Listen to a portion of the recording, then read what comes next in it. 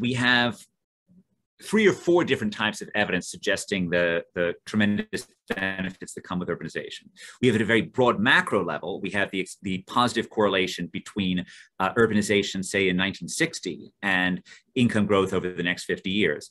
So those countries that started with an edge in urbanization, particularly those in East Asia, did phenomenally well, whereas those countries that started with very little urbanization did far less well.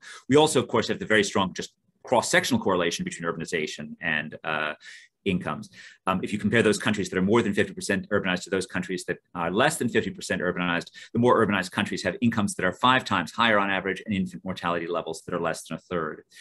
We also have robust evidence linking incomes and the levels of urban density or urban agglomeration within countries. And this is not just that different people live in cities, but when you see people come to cities, you see their wages go up. Not immediately, but month after month, year after year, because cities are really forges of human capital, places where we become smart by being around other smart people. And when poor people come to cities, it takes them a while to figure out what works, but eventually, the track record is really pretty good.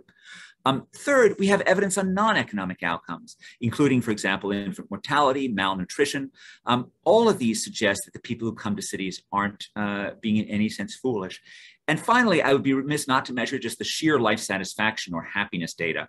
So in the wealthy world, there's really no correlation between living in a big city and being particularly happy. But in the poor world, there really is. In the developing world, there really is.